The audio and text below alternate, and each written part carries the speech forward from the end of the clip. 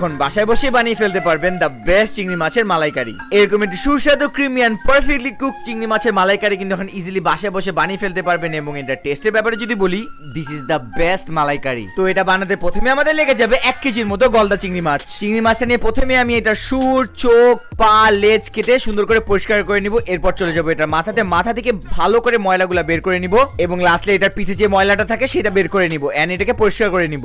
এবার একটি বাটিতে নিব হাফ টিস্পুন লবণ, হাফ টিস্পুন মরিচের গুঁড়া এবং হাফ টিস্পুন হলুদের গুঁড়া এবং এটাকে আমাদের মেরিনেশন রাবের জন্য মিক্স করে নিব। এবং চিংড়ি মাছগুলোকে নিয়ে আমাদের বানানো মিক্সচারটাকে এটা চতুর্পাশ দিয়ে ভালো করে দিয়ে নিব এবং হাত দিয়ে এভাবে ভালো করে অ্যাপ্লাই করে নিব। অ্যাট দিস স্টেজ স্টোভের উপর একটি প্যান দিয়ে দিব সরিষা তেল এবং আমাদের চিংড়ি মাছগুলো এক এক করে ভেজে নিব। আমাদের মেক শিওর করতে হবে প্রত্যেক পাঁচ যেন 30 থেকে 40 সেকেন্ডই যেন ভাজা হয়, এর থেকে বেশি যেন ভাজা না হয়। এবার একটি বোলের মধ্যে দিয়ে দিব 250 গ্রাম নারকেল এবং 1 কাপ গরম পানি। নারকেল এবং গরম পানিটা মিক্স করে নিয়ে দিয়ে দিব একটি ব্লেন্ডারের ভিতরে। Time to give it a mix. নারকেলগুলোকে ব্লেন্ড